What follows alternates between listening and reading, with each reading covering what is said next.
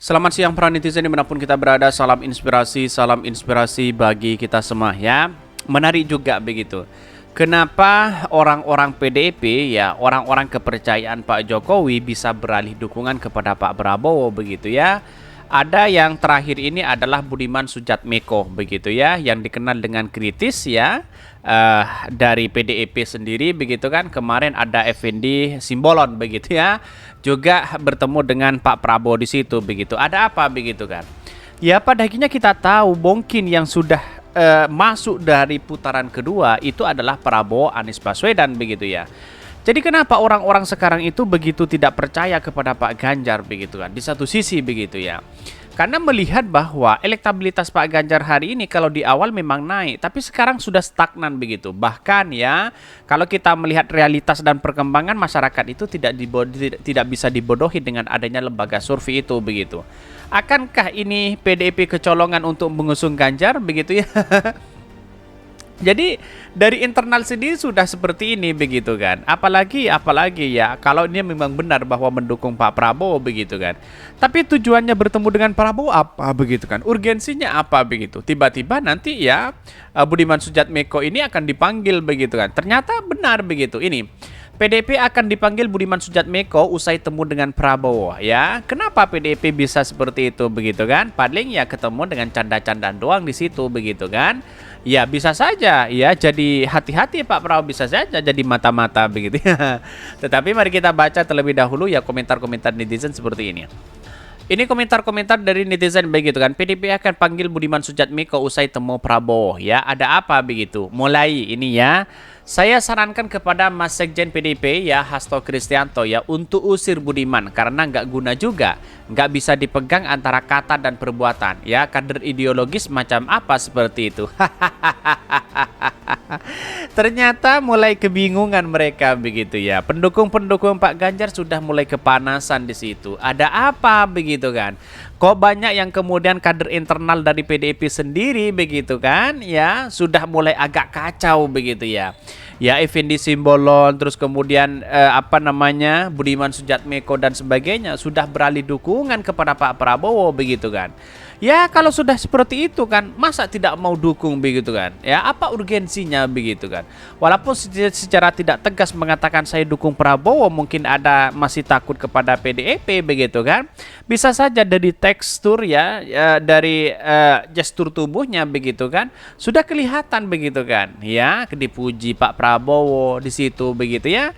Ya apa yang harus kita pikirkan bahwa seolah-olah dari kata hari ini bahwa dengan kata kasarnya bahwa dia mendukung Pak Prabowo begitu kan, kira-kira seperti itu begitu kan. Tetapi banyak sekali pro dan kontra begitu ya. Dan sekarang para cebong dan buzzer sudah mulai kepanasan begitu ya.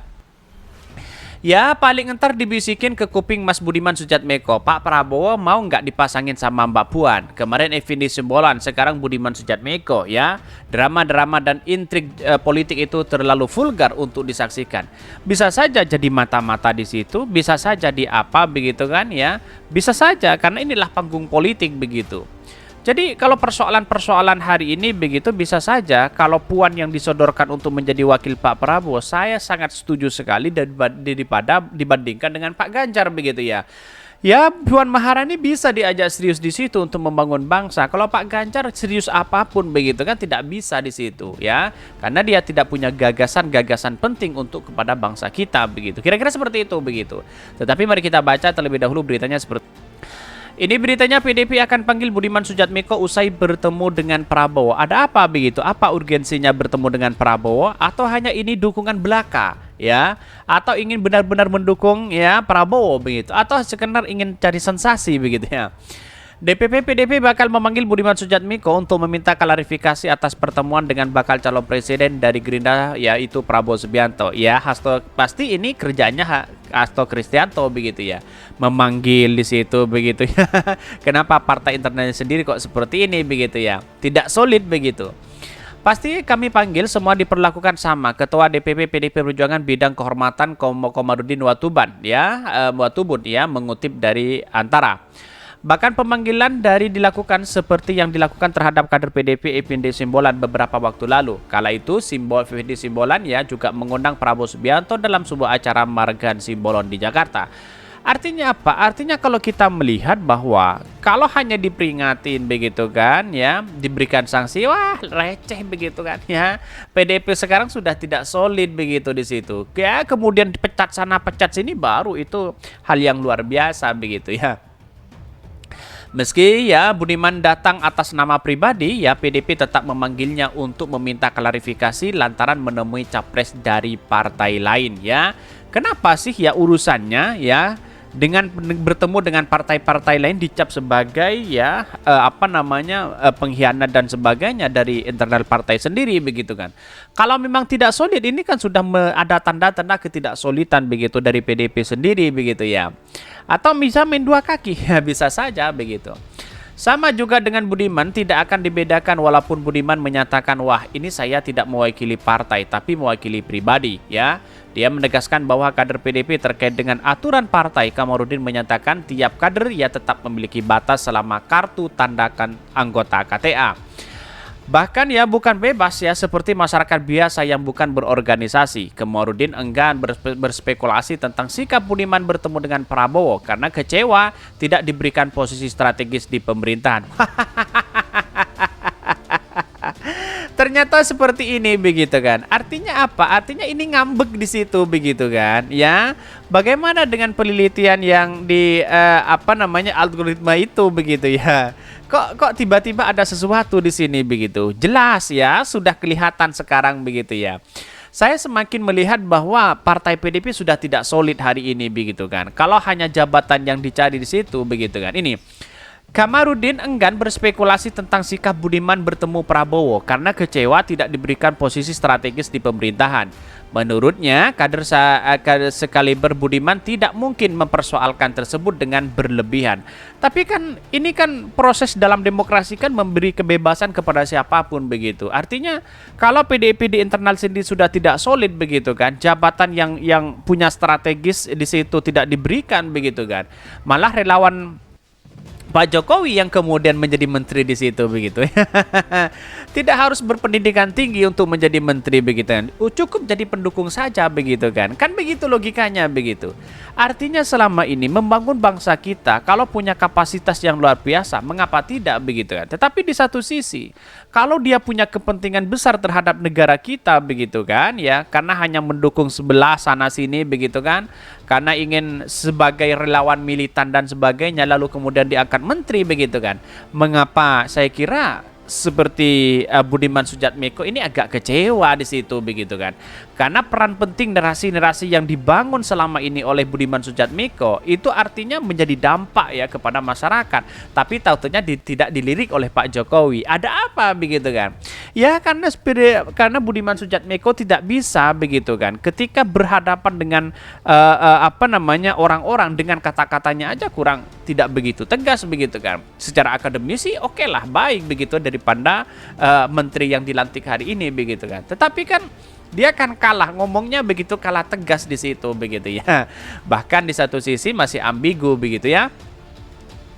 Menurutnya, kader sekaliber Budiman tidak mungkin mempersoalkan hal tersebut. Saya tidak terlalu percaya orang sekelas Budiman. Hanya usulan kecil begitu menjawab kecewa, menjadi kecewa.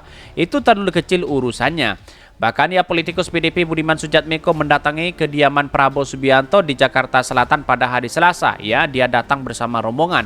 Ya, selama kurang lebih dari 2 jam pertemuan Budiman dan Prabowo membahas banyak hal ya, terutama mengenai ya Indonesia ke depan dan kepemimpinan nasional.